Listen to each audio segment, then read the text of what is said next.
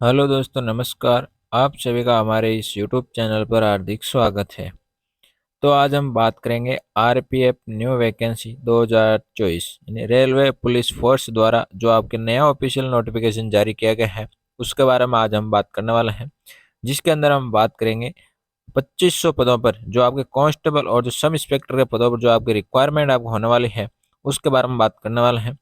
तो इस वीडियो के अंदर हम जानने वाला है आरपीएफ की जो नई वैकेंसी है उसके अंदर जो वैकेंसी डिटेल क्या क्या रहने वाली है उसके अंदर हम स्टेप बाय स्टेप जानने वाले हैं। तो हमारे साथ वीडियो में अंत तक बने रहिए। तो यदि अभी तक आपने चैनल को सब्सक्राइब नहीं किया है तो चैनल को सब्सक्राइब करके बेल आइकन चालू कर दीजिए ताकि जो नई अपडेट है वो आपको मिलती रहे। सबसे पहले बात करते हैं हम, वो है इसका ऑफिशियल नोटिफिकेशन। ऑफिशियल नोटिफिकेशन की बात करें तो आपका इसका ऑफिशियल नोटिफिकेशन है वो आपको 1 जनवरी 2024 को जारी कर दिया गया था न्यू दिल्ली से। तो ये आप ऑफिशियल नोटिफिकेशन है वो आपके सामने हम लेकर आए हैं। इस नोटिफिकेशन के अंदर हम बात करें तो इस रिक्वायरमेंट की जो प्रोसेस है वो इस नोटिफिकेशन के अंदर दी गई है। जिसके अंदर हम बात करें सबसे पहले आती है इसके अंदर रिक्वायरमेंट के अंदर जो सब इंस्पेक्टर और जो कांस्टेबल पदों पर रिक्वायरमेंट आपको होने वाली है। देन कांस्टेबल एसआई और जो कांस्टेबल एक्सी जो आरपीएफ के अंदर रिक्वायर करने हैं उनके बारे में बात करने वाले हैं। तो इसके अंदर हम सबसे पहले वैकेंसी डिटेल के अंदर जानने वाले हैं। तो सबसे पहले आती है वैकेंसी डिटेल। वैकेंसी डिटेल के अंदर सबसे पहले बात करते हैं इसके अंदर, वो है पोस्ट है। इन पोस्टों के अंदर बात करें तो आपके कांस्टेबल की पोस्ट है, इसके लिए आपके 2000 पद वो रहने वाले हैं। और जो सब इंस्पेक्टर है इसके लिए आपके 500 पद इसके अंदर रखे गए हैं। कुल मिलाकर के आपके 2500 पदों पर रिक्वायरमेंट है, ये आपके होने वाली है। इस रिक्वायरमेंट की बात करें आयु सीमा क्या रहेगी। यदि आप इस रिक्वायर के लिए आवेदन कर रहे हैं तो आपकी न्यूनतम आयु सीमा है वो कांस्टेबल के लिए रहेगी 18 से 25 वर्ष। और यदि आप सब इंस्पेक्टर के लिए आवेदन कर रहे हैं तो आपकी आयु सीमा रहेगी 20 से 25 वर्ष। बात करें इसके अंदर तो एज रिलैक्सेशन एप्लीकेबल है, यानी इसके नोटिफिकेशन के अंदर आप देख सकते हैं जो नोटिफिकेशन पीछे निकला है उस नोटिफिकेशन के अंदर आप देख सकते हैं जिसके अंदर अलग अलग कैटेगरी वाइज है वो आपको इसके अंदर आरक्षण है मतलब छूट है वो दी गई है। जिस प्रकार ओबीसी वालों को 3 साल की है, एस सी एस टी वालों को 5 साल की छूट है, उसी प्रकार इसके अंदर छूट दी गई है। यदि आप छूट लेना चाहते हैं तो ऑफिशियल नोटिफिकेशन है वो देख सकते हैं, उसके अंदर उसका कोड वर्ड दिया हुआ है, वो आपको वहाँ पर जो फॉर्म अप्लाई कर रहे हैं तो उसके अंदर आपको भरना है। अब बात करते हैं इसके अंदर, वो रहेगी क्वालिफिकेशन। क्वालिफिकेशन की बात करें तो दोनों पदों के लिए अलग अलग क्वालिफिकेशन है वो आपके रहने वाली है। सबसे पहले बात करते हैं क्वालिफिकेशन में, वो आती है कांस्टेबल जो एग्जीक्यूटिव है इसके अंदर। तो इसके अंदर आता है मैट्रिकुलर यानी 10th पास, यानी इसके अंदर कांस्टेबल के अंदर 10th पास रिक्वायरमेंट है, यानी आप 10वीं पास मांगी गई है।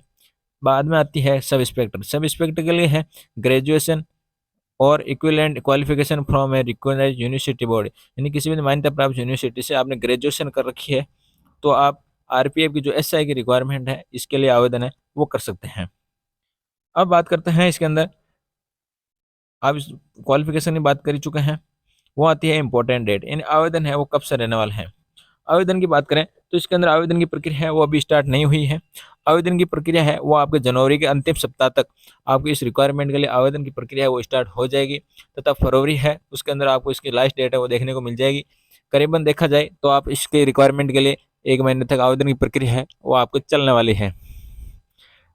अब बात करते हैं इसके अंदर आपके सिलेक्शन प्रोसेस, नहीं इसकी जो इस रिक्वायरमेंट के लिए आवेदन कर रहे हैं तो इसकी सिलेक्शन प्रोसेस क्या रहेगी। तो इस प्रोसेस के अंदर बात करें तो इसके अंदर आपके स्टेप रखे गए हैं 3। इन 3 स्टेप के अंदर बात करें तो सबसे पहला होगा कंप्यूटर बेस्ड टेस्ट, यानी सीबीटी आपका होने वाला है। यदि सीबीटी आप क्वालिफाई कर लेते हो तो फिर आपका नंबर आता है स्टेज 2 के अंदर, वो है फिजिकल एफिशिएंसी टेस्ट यानी पीईटी के लिए। पीईटी के बाद में आता है फिजिकल मेजरमेंट टेस्ट यानी पीएमटी जिसको बोलते हैं। फिर इसके बाद आता है इसके अंदर स्टेज नंबर 2 है, इसके अंदर आता है डॉक्यूमेंट वेरिफिकेशन आएगा, और फिर है फाइनल मेडिकल। इसके बाद हम बात करते हैं सबसे पहले रहेगा इसके अंदर एग्जाम पैटर्न क्या रहेगा, यानी सीबीटी का टेस्ट देने वाले हो तो उसके अंदर बात करें तो आपका नेगेटिव मार्किंग रखी गई है 1/3 था।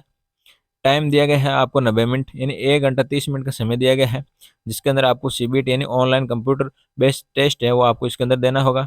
जिसके अंदर बात करें तो आपको सब्जेक्ट रखे गए हैं जनरल नॉलेज, अर्थमेटिक, मैथ और रीजनिंग।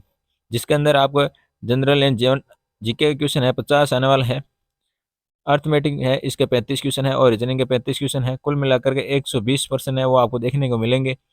एक क्वेश्चन 1 नंबर का रखा गया है, समय है आपके पास 90 मिनट, यानी 1 घंटा 30 मिनट का आपको समय इसके पास आपका रहने वाला है। अब इसके अंदर बात कर लेते हैं, जो आपका क्वेश्चन होंगे उसको क्वेश्चन के अंदर ऑब्जेक्टिव क्वेश्चन आपको मिलने वाले हैं, यानी ऑप्शन है वो आपको चूज करने हैं। जिसके अंदर आपको हिंदी और इंग्लिश के अंदर पेपर है वो आपको देखने को मिल जाएगा। अब बात करते हैं आरपीएफ के लिए जो कांस्टेबल एसआई है उसके लिए पीएमटी यानी फिजिकल मेजरमेंट टेस्ट है, उसके अंदर क्या क्या रखा गया है।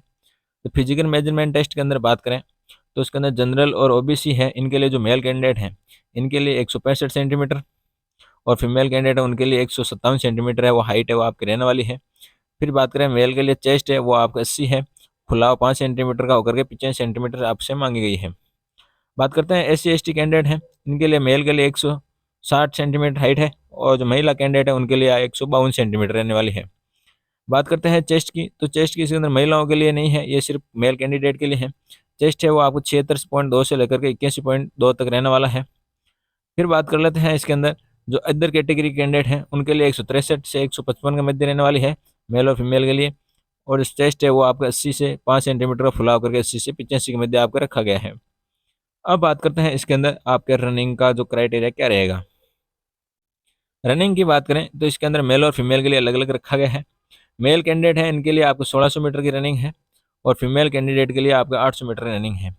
1600 मीटर रनिंग के लिए 5 मिनट 45 सेकंड का समय दिया गया है, और जो महिला कैंडिडेट है उनके लिए 3 मिनट 40 सेकंड का समय वो आपको इसके अंदर दिया गया है। मेल कैंडिडेट के लिए लॉन्ग जंप 14 फीट है, और महिलाओं के लिए आपका 9 फीट है। और बात करें इसके अंदर हाई जंप तो मेल कैंडिडेट के लिए 4 फीट, और फीमेल कैंडिडेट इनके लिए 3 फीट आपका हाई जंप है वो इसके अंदर रहने वाला है। अब बात करते हैं वो आती है इसके अंदर कैटेगरी वाइज एसआई के लिए, यानी सब इंस्पेक्टर के लिए आपका इसके अंदर जो रनिंग वगैरह है वो क्या रहेगी। एसआई की बात करें तो मेल कैंडिडेट का 1600 मीटर रनिंग है, 6.5 मिनट का समय दिया गया है। और जो महिला कैंडिडेट है इसके लिए आपका 800 मीटर रनिंग और 4 मिनट का समय मिलने वाला है, जिसके अंदर लॉन्ग जंप मेल कैंडिडेट के लिए 12 फीट है, और महिलाओं के लिए आपके 9 फीट है। बात करते हैं हाई जंप, हाई जंप के अंदर 3 फीट 9 इंच मेल कैंडिडेट है, और महिलाओं के लिए 3 फीट आपके लॉन्ग हाई जंप है वो रहने वाला है। अब बात करते हैं इस रिक्वायरमेंट के लिए डॉक्यूमेंट क्या क्या चाहिए। डॉक्यूमेंट की बात करें तो आपके नॉर्मल डॉक्यूमेंट है 10th की मार्कशीट, 12th की मार्कशीट और ग्रेजुएशन, ये आपके तीनों डॉक्यूमेंट आपके पास होने चाहिए। अन्य के अंदर आपका जाति प्रमाण पत्र है, फोटो सिग्नेचर, ये आपके अंदर सभी के अंदर कॉमन रहने वाला है। बाकी आपको 10th 12th और ग्रेजुएशन की मार्कशीट है, और जाति प्रमाण पत्र आपके पास नया होना चाहिए। बस इतने डॉक्यूमेंट है वो इसके अंदर आपके रहने वाले हैं। अब बात करें आवेदन किस प्रकार करना है। आवेदन के लिए ऑफिशियल वेबसाइट है वो अभी तक इसके अप्लाई यानी ऑनलाइन आवेदन अभी तक स्टार्ट नहीं हुआ है, तो जनवरी के अंतिम सप्ताह तक आपका आवेदन है वो आपको देखने को मिल जाएंगे। तो जल्द से जल्द आप इस रिक्वायरमेंट के लिए आवेदन है वो कर सकते हैं।